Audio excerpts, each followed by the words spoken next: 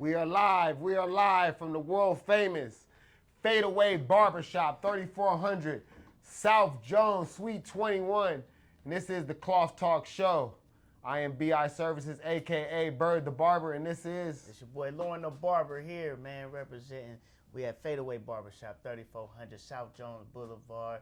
And make sure y'all follow our YouTube channel, Fadeaway Barbershop LV, where y'all can follow and watch all of the full episodes of Cloth Talk Podcast there. You make sure you go into that playlist that says Cloth Talk Podcast, and you get it all and plenty more. Interviews, all type of knowledge from people that's successful in the money game, in the barber industry, and more. Yeah, how many followers are we at now? Man, you know what? Last time I checked, we was at 117. Man, that's great. Yeah, man. we about to boost it up, man. Yeah, we came from nothing. I mean, since we've been we started at. But when did we after start? We didn't I have know we were consistent- doing. Yeah, we weren't. When did we start consistently? Now, you know, Man, like 3 months ago. 3 months. Yeah. We're 3 months in of really putting our content out. We were taping, you know, and videoing every week, but we weren't really recording and keeping the recordings for everything. We're keeping them, but so now we've been actually trying to monetize it, trying to get it out there on a regular basis. In 3 months, we're at we had none.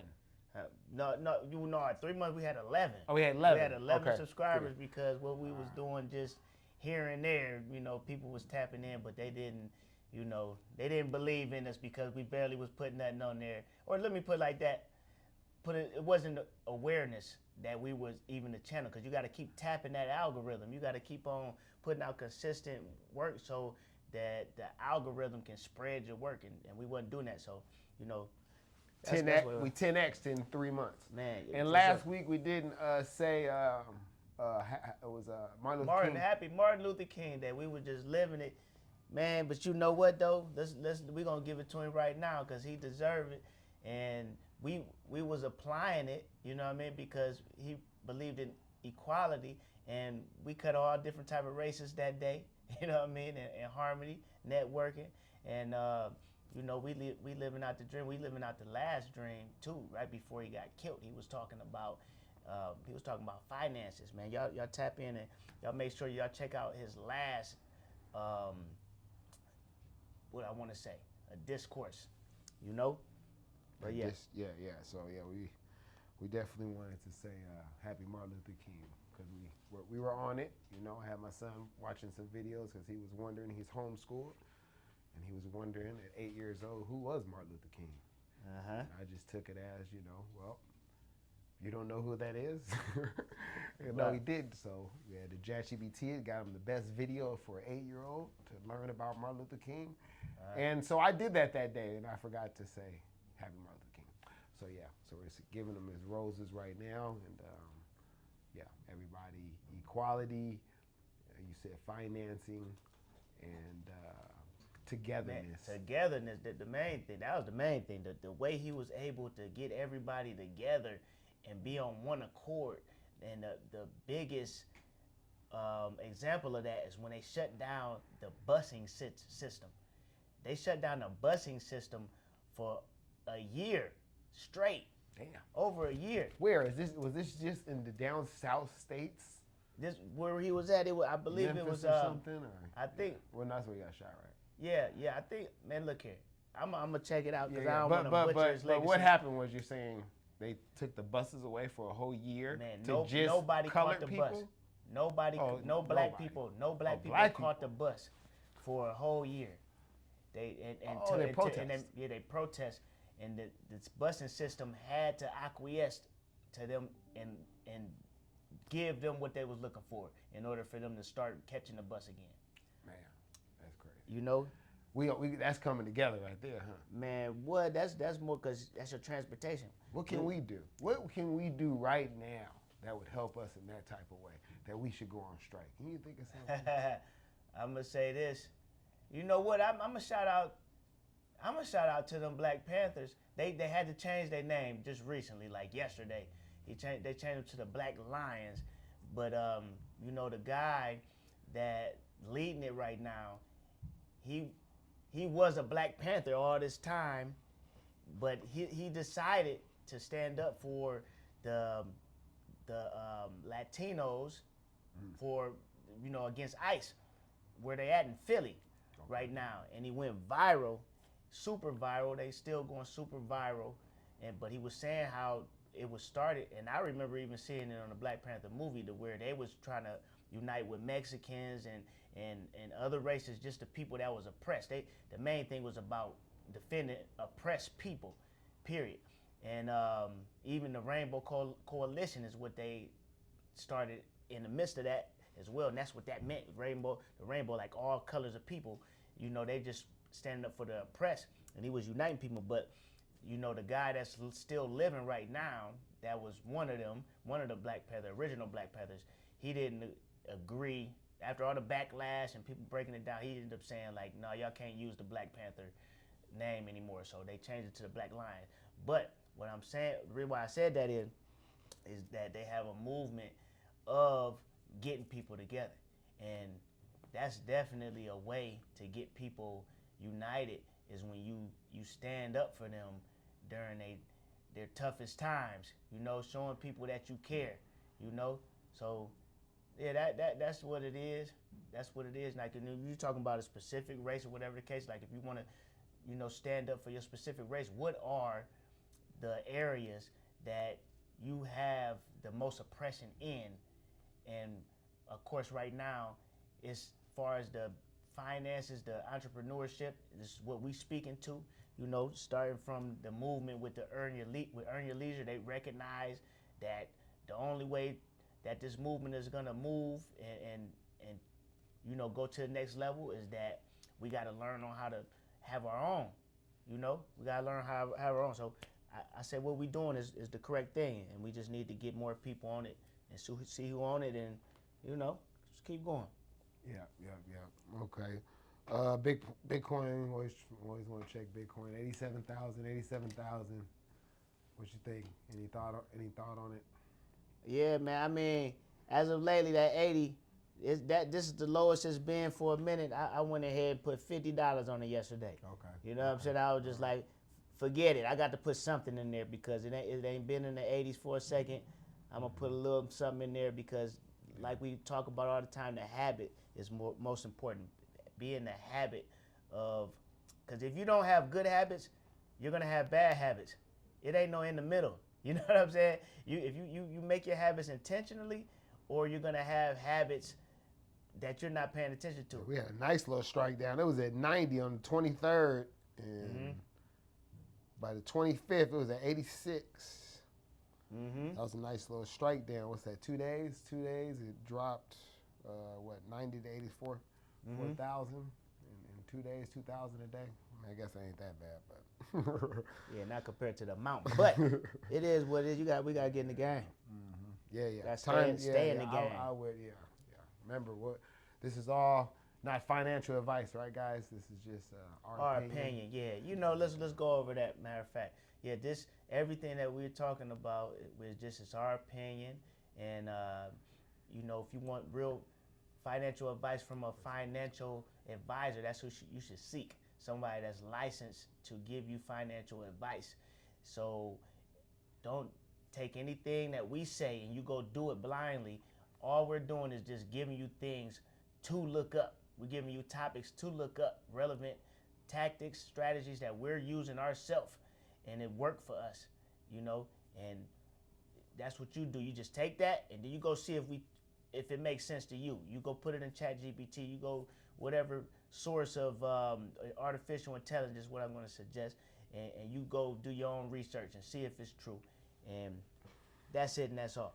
Okay, Netflix is moving to buy Warner Brothers. Netflix is moving forward with the all-cash deal to buy Warner Brothers, which owns HBO, major movies, and TV studios.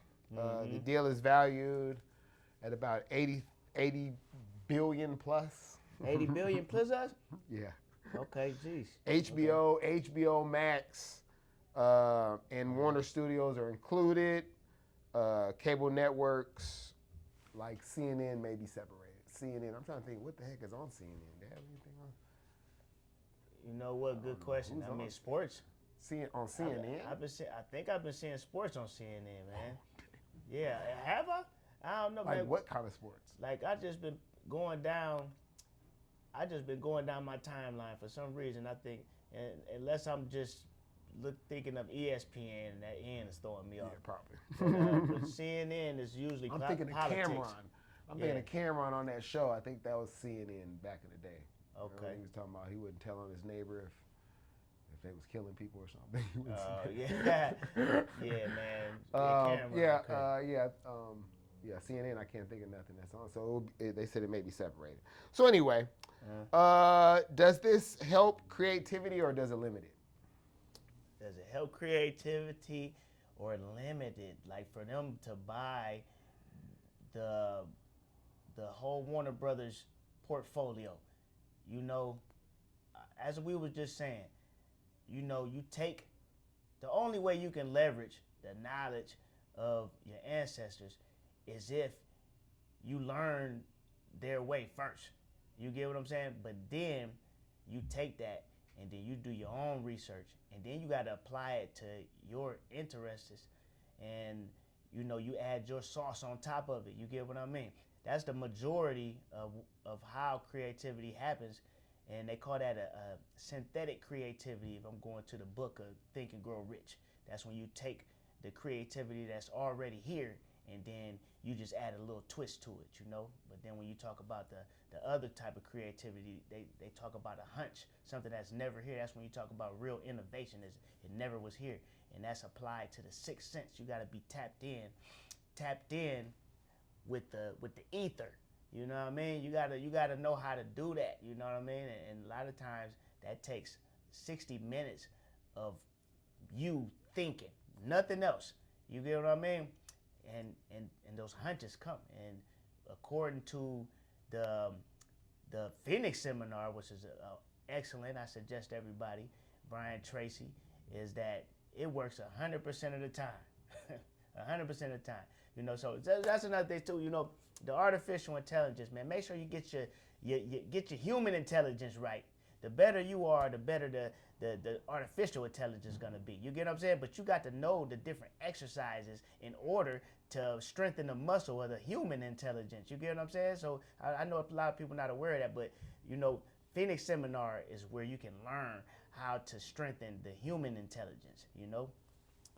And it's on YouTube too for free. It's on YouTube for the free, man. It's like what, 15 hours or something? No. It's 10 hours of listening. Is it 10 hours? 10 maybe 11 of listening. But you don't do that every day. Yeah. You just listen to. They got them broke down in sessions. Mm-hmm. So each topic that he's talking about, they got them broken down. So some of them is like 15 minutes, some of them 20 minutes. You just listen to one of them a day. Yeah. Or as a barber, cut a head. Cut one head and listen to it. I mean, if you can focus like that, though. And the person, I ain't gonna mention his name, but the person that got me hip to the goddamn Phoenix seminar, I listened to the joint, I finished it up, I go to talk to him about it, and I'm like, yeah, so what's the most, you know, what did you learn? What stood out to you in the Phoenix seminar?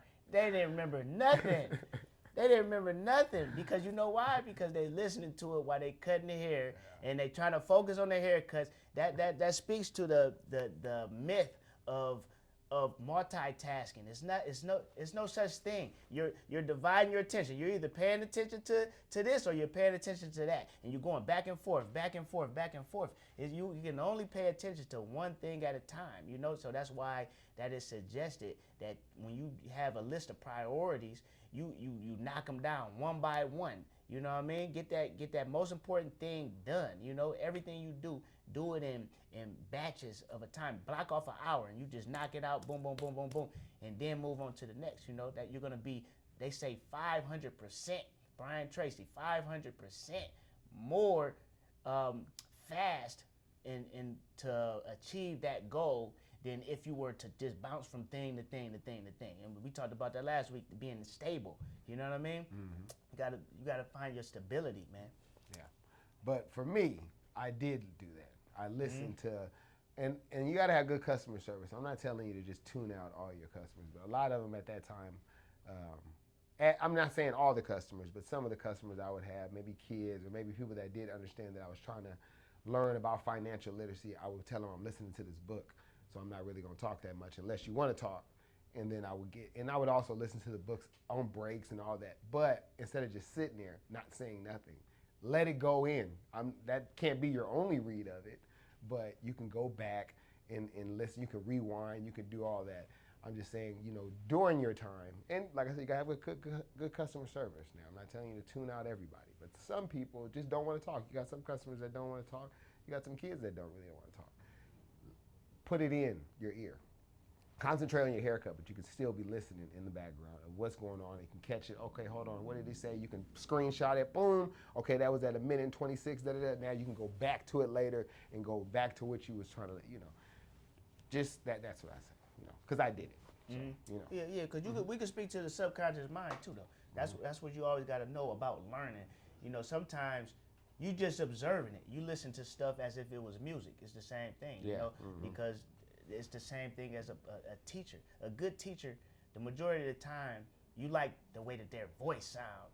You know what I mean? They have a great delivery. It's the same thing. You like music because you like the way that the rhythm is. The voice got the same aspect. So that's how you find your teacher, because you like the way that they talk and stuff like that. It sound good to you, make you relax, just like the music. You know what I mean? Yeah. But it's about the subconscious mind, which he also speaks about in the Phoenix seminar, Brian Tracy. So, man, tap into that, man. I listen to it.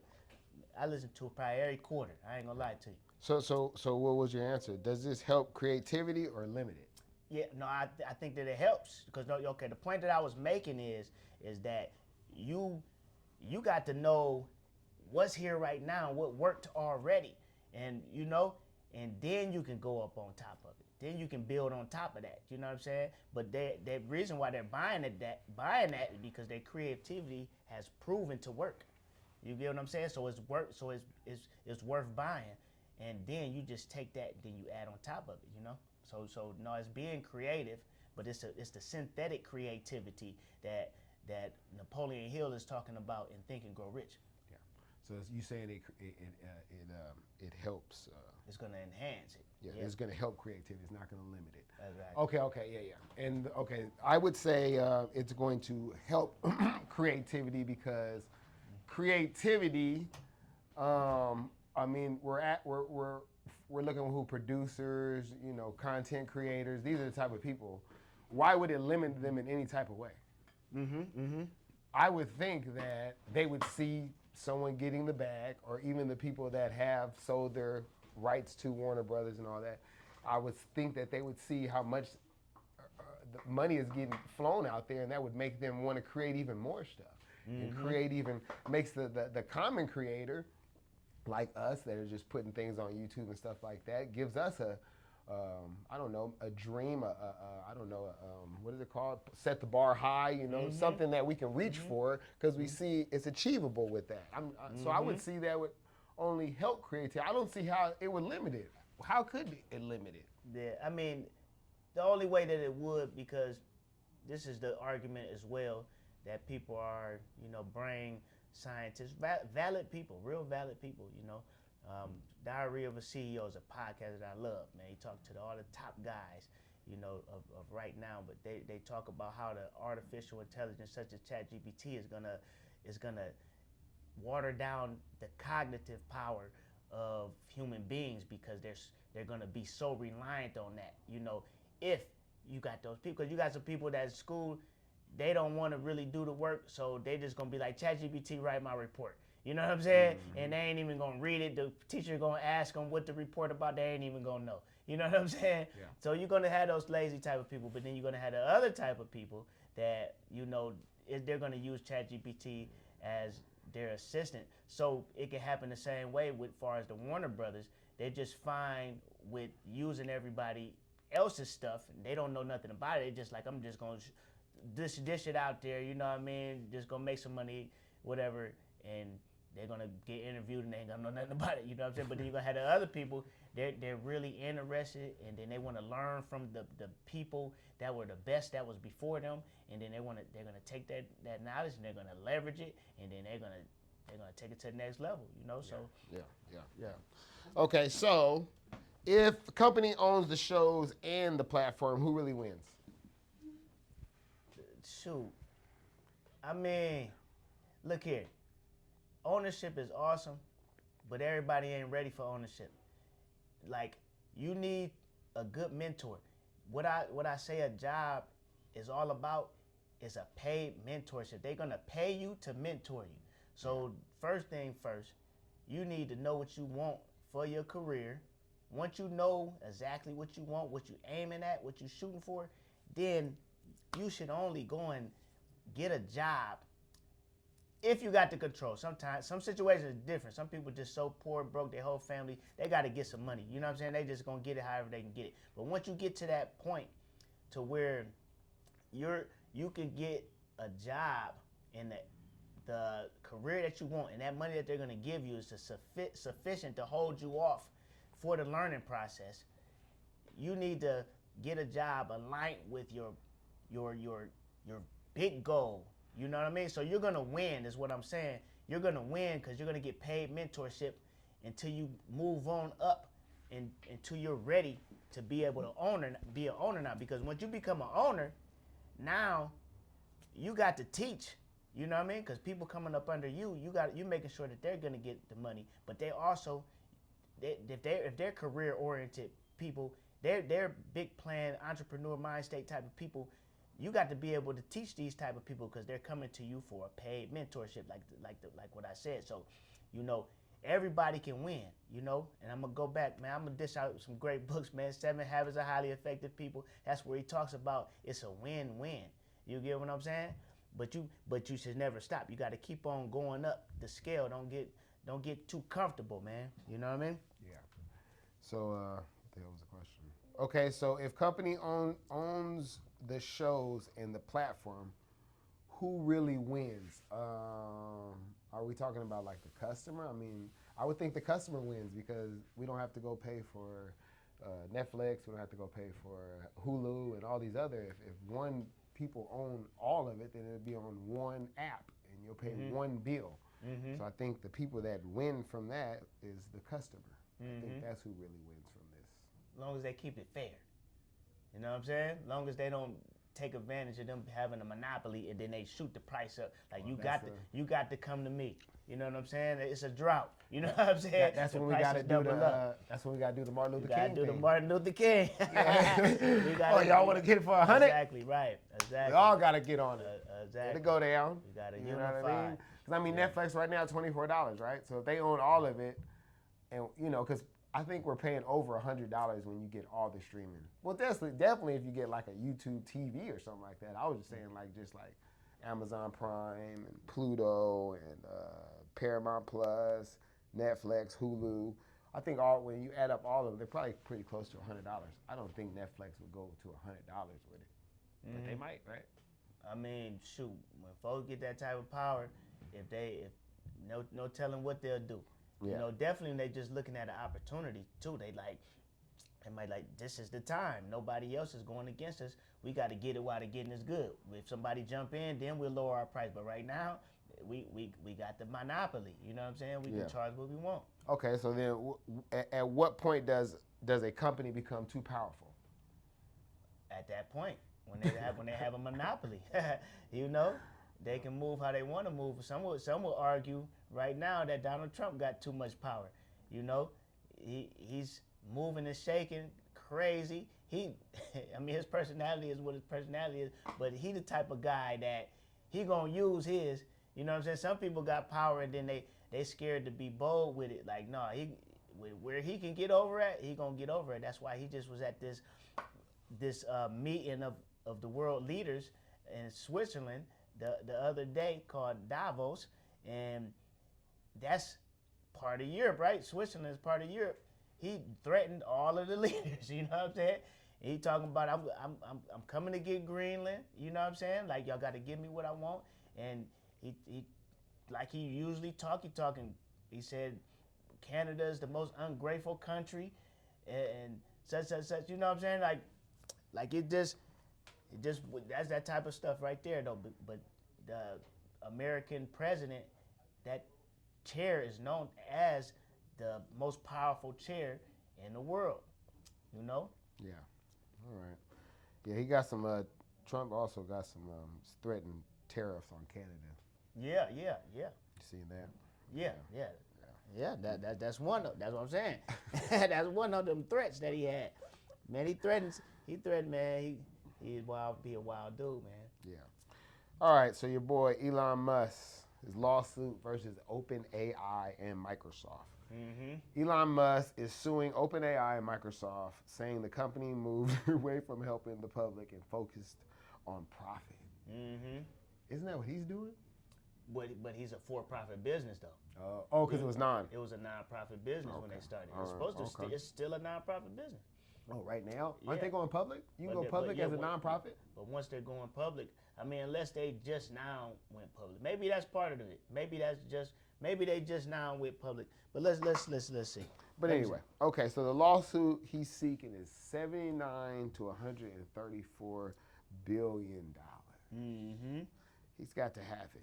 OpenAI changed from nonprofit to profit. Yeah, okay, so they changed. Yeah, that's right. They just turned it. They just changed it. Yep, so Microsoft is OpenAI's biggest partner. After he didn't laugh, huh? He was the biggest partner, wasn't he? Well, he got him started. Yeah, he didn't leave. Boy broke away from him. You know, that's why he said he got fooled. He's saying he got, you know, that Sam Altman tricked him. Elon Musk get fooled? Man, yeah, interesting, right? He thought he was cool. He was like that was like a little protege of mine. But I mean, that's how I'm saying too. Yeah. I would have thought he would have had all his paperwork tight, but obviously it's some type of loop because the lawyers believe in it. So they say who should control tech that affects jobs and wealth? Who should control that? Who should control tech that affects jobs and wealth? That affects job and wealth, like a person or the people? I mean, what? Yeah, I don't. Like, Who should control tech? The tech. What tech is controlling jobs and wealth?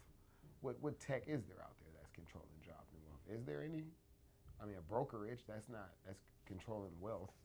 Well, I mean, all of the tech companies that's the leaders right now, you know, as the highest sought out job on LinkedIn right now is of the artificial intelligence engineers. So, you know, the companies that's who's hiring them? All of the top tech companies, because that's all it is. Oh, all the tech companies. The ones that was leading in tech before artificial intelligence are the same companies that's leading in tech now, with a couple of other ones jumped on the scene that's helping them, but it's still the Magnificent Seven. You know what I'm saying? Yeah. It's still those same guys, man. So should AI be owned by companies or the public? Companies or the public? Well, I'm gonna say the companies because they're the experts in tech. You know, you get some people, and it's easy. Let's think about it in sports. How many sideline coaches is it? Sideline coaches? Sideline coaches is what they call them. In football? Like in any sport. You basketball, you got probably 3 assistant coaches. No, I'm not talking about real. Okay, the sideline coach means that somebody in the crowd, but they want to tell you what the coach should be doing, how they should be, who they should be substituting. You get what I'm saying? And then they don't know nothing about sports. They ain't never coached nobody, know nothing. But it's based off emotion. It'll be the same thing, far as a tech company. You'll have those people saying that he don't know what he do. He should be doing this. He should be doing that. You saying if it was the public? If it was the public that was owning the artificial intelligence or the tech, period. Yeah. You know what I mean? They're gonna have their opinion. They never didn't go to school for tech. never run a tech company. Never ran a company at all. You get what I'm saying? But they're gonna be so passionate with that saying that this company should be doing this. This company should be doing that. You know what I'm saying? But it's got to be enough idiots. Huh? Yeah, but I'm just saying if it was the public owning it, that's enough what I'm idiots, saying. right? But no, that's what I'm saying. There's enough idiots there, but don't you think there's enough smarter people to be like, no, we should do it this way? Like, you're gonna have your idiots, but you're also gonna have your smart people like us that would be like, all right, let me see how it goes. Okay, yeah, I think it should be done like this. It should be fair. We'll check this up. I mean, look, I never gonna. Okay, let me call them. I'm gonna call them back. Look, I ain't gonna never call myself dummy, but you know what I'm saying. I'm definitely smart in my areas. You feel what I'm saying? I'm not gonna be. I never. Well, what we I talking never about? ran What did a- we I- say? Wealth first, and first of all, I ain't even got $1 million company now. These is $1 billion companies. We talk about this all the time on how you got all of these millionaires in the NBA, in the NFL, all this type of stuff. Been millionaires since they was goddamn 22 years old at the oldest. You feel what I'm saying? How many of them made it to be a billionaire? You know what I mean? Yeah. It's another acumen to build a corporation to $1 billion status. You know what I'm saying? And now it's $1 trillion. You know what I mean? I'm gonna let the experts do what the experts do. You know what I'm saying?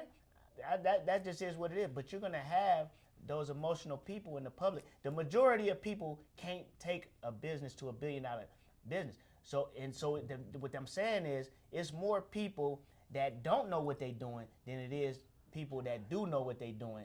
And if it's about the numbers, then the people that don't know what they're doing they're gonna get what they want. You feel what I'm saying? Mm-hmm. So it should be somebody that's leading that know what they're doing. You know? Well, they said who should be owned by. It doesn't be controlled. The public can be smart enough to put people in place, hire people in place to control it. It doesn't say who's controlling it. It said I think the public should own it though. Because if we all own it, then it's like we vote for the president. We all vote for the president, so we all should be able to vote for who should be in control of this, who should be running this. We vote who runs the country. Why can't we vote who runs the job fair and who runs the schools and who runs? We should have more of a voter like that. That's what I think. Yeah. I mean, everybody should have that vote and stuff like that, but stuff gets like, let's talk about, because you were talking about monopoly. System, but let's talk about the voting system that you just talked about as far as the country. And you know, you do have the popular vote, but then you have the vote of let that name gonna pop up in my head. Well, what does it do? But it outweighs, because their vote holds more weight than the popular vote. That's how Trump got in. So shouldn't it be the smarter peoples that went to school for that? They should have a higher vote than the rest of the public, but we should own it though. Well, you know, that's why we talking about investing in the stock market. When you own shares, you are an owner. You know what I'm saying? So yeah, we should silent owner. Yeah, so I mean, so I guess go public, right? And then we will be the owners. Yeah, if they go public, yeah, exactly. And that's how. So maybe that's what they're talking about. Maybe that's what the question is.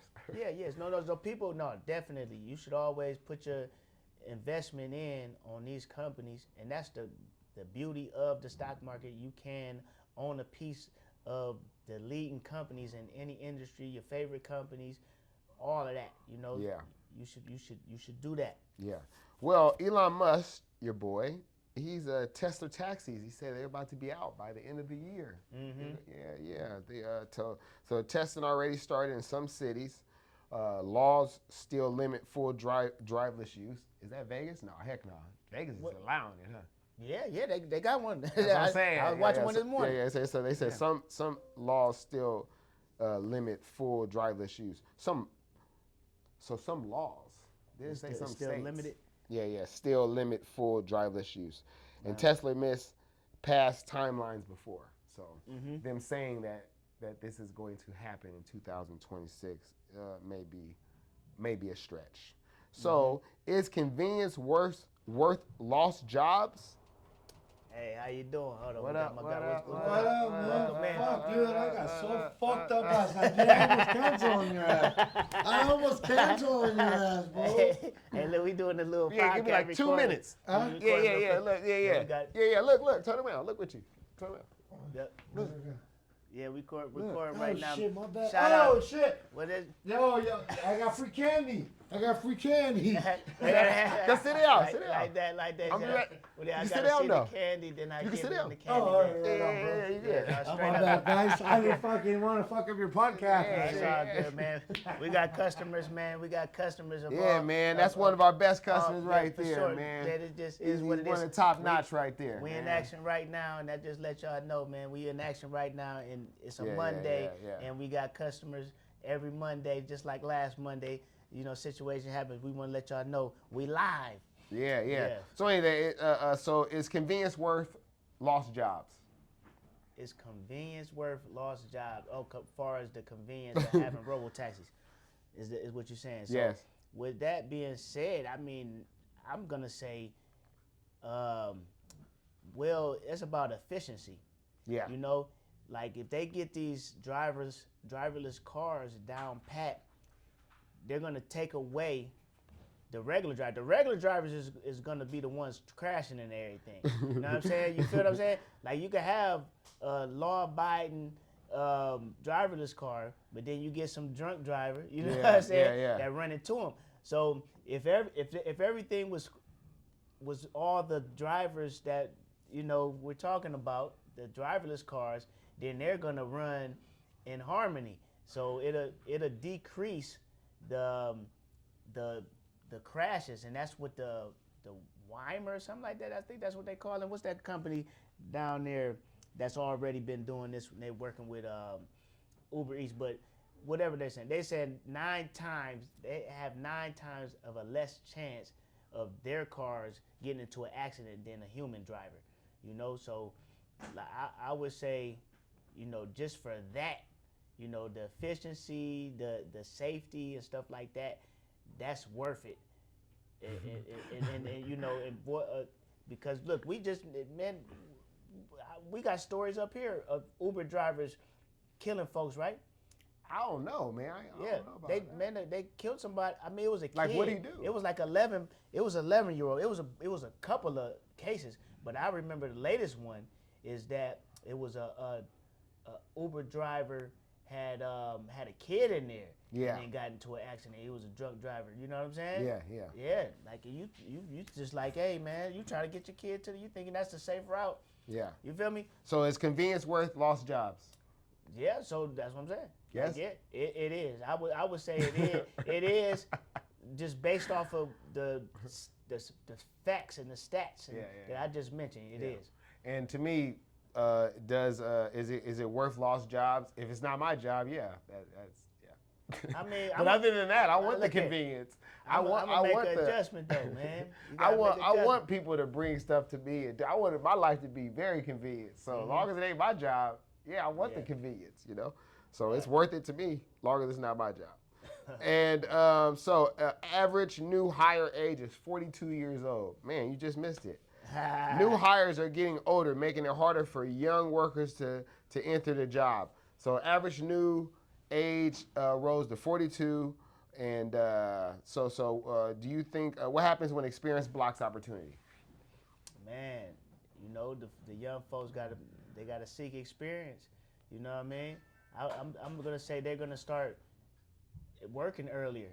They're gonna be, they're gonna want to get into the situation where they can start having more experience earlier. That's all. So yes. It'll make things happen more rapidly because there's gonna be more younger people in the world than it is older people. Like right now it's happening. That's really what it is. The baby boomers, they're saying that it's not enough. It's not gonna be enough young people to take care of the baby boomers. And but once the baby boomers die off, then it's gonna go back to where it's more young people than older people. You know. Yeah. But at that time when it was baby boomers, it was more young people, right? Because it was a boom of people. Yeah. You feel me? Yeah. So the question was, what was the question? So what happens when experience blocks opportunity? Well, they said when opportunity, what do they say when reputation beats opportunity, meets opportunity. Well, whatever. When experience meets opportunity. Preparation. When preparation meets opportunity. So just continue to be prepared. Keep preparing. Keep working out. Keep doing whatever you're doing. The opportunity will come. The 42-year-old is taking your job there, but there's many more jobs out there. So just apply yourself and just keep working hard, and eventually you'll get it. Don't give up. Mm-hmm. Yep. Okay, so elephant in the room. I Show Speed became the first black creator to reach 50 million YouTube subscribers. He achieved it at the age of 21, earned from ads, brands, and live streams, one of the most watched creators globally. Is influence stronger than education? Man, but you know what? I added on to them subscribers. I subscribed to iShowSpeed yesterday, man. I like what he doing. I like what he doing, man. He traveling around the world, man, and he's involving with all of the different cultures, and you know what I'm saying, participating. He's showing people some stuff that they wouldn't see otherwise. You know, most people are not traveling around the world. They don't get to have those experiences, but you know, the influence, it matters a ton. It matters a ton. Like we were just talking about earlier about how when they bought Warner Brothers, who was this that Netflix bought Warner Brothers? Yeah. We were talking about how you watch that stuff and you learn from the creators from the past and you get motivated. You know, it's been records that they thought that they never was gonna be broken in sports. Yeah. But then one person did it. Now they seen that it could be done. They were motivated by Michael Jordan. You know what I'm saying? Yeah. That once he did that, then next thing you know, people start dunking behind from behind the free throw line. It's just crazy how stuff is. Same thing with in the speed aspects where people were running. You know, it was some records that they thought wasn't going to be broke. Then people start, you know, you had the what's the one guy from Jamaica, man? Usain Bolt. Huh? Usain Bolt. Usain Bolt start demolishing them old records. You get what I'm saying? Like, so same aspect. Like his influence is now gonna spark the mind of somebody else, and now it's gonna be somebody that come and beat him. You know, as far as the influence, because now they're gonna start earlier, and they're gonna be traveling. They're gonna be streaming all the time. You know what I mean? So influence is very. So you think important. influence is more than education? Yeah, it is what it is. It's stronger than education? It definitely is. It definitely is. It more is caught than taught. Yeah. You know what I'm saying? Yeah. So that's the thing. Yeah. I would think education is going to be over influence. I mean, you can be influencer, but if you're not, like that iSpeed dude, he's obviously educated in some type of business or managing or something, because he's got all these subscribers and making all this money. He must be doing it. He has to have some type of education in financing, or at least have hired the people to put him in that place. He got some intelligence. Yeah, he got some intelligence. That don't mean. So no, what are we considering education? I mean, you got education, like not a degree, but I'm saying some type of education. You got to open a book and see what's the best way that I can, you know, put myself and monetize myself out here. You know, you got to educate yourself on how to monetize yourself. I'm pretty sure he educated himself on how to monetize himself. Without the education of that, then his influence, I mean, does it even reach us? Now, let me tell you this, Doug. You can be, like you just talked about earlier, you called yourself intelligent, right? You ain't just now start being intelligent. If you got the brain power, you got the brain power. But have you been hanging around with the wrong crowd, bad influences, and you was doing some stuff that you knew you shouldn't be doing in your intelligent mind, but that influence, it had you doing this wild stuff and put you in some situations. I think I was doing influence. It hurt even worse. Yeah. Well, I'm not gonna put it on everybody else. Well, no, by nature though. Yeah. By nature, you're gonna influence, because then too, if you got a competitive spirit, you like, if I'm gonna involve myself with this, I'm gonna be the best at it. If I'm gonna do some trash, I'm gonna be the best one to do the trash. You know what I'm saying? Yeah. So that's another aspect, because if you just got natural born leadership in you, you know what I'm saying? So, but the influence is gonna overpower the intelligence. You know what I'm saying? It just is what it is, man. That's why the most important thing that you do is that you surround yourself by good influences. And sometimes you don't even know you educating yourself. You just being influenced, and you just doing what the rich people doing. You know what I'm saying? And then you mess around and come up on the bag, and you like, I was just rolling with my crew, just doing what my crew was doing. You know what I'm saying? Yeah. But I still think education. If you don't have no education, influence is. Well, no, the thing is just this natural. That's natural education, though. Yeah. You know what I'm saying? Yeah. Whether you want to learn or not, you're gonna learn some good stuff. You're gonna learn some bad stuff. We can't stop ourselves from learning every single day. Yeah. We can't stop. It's whether you intentional in doing it, or you just learning by letting the wind blow you wherever the wind blows. Like R. Kelly, look at him.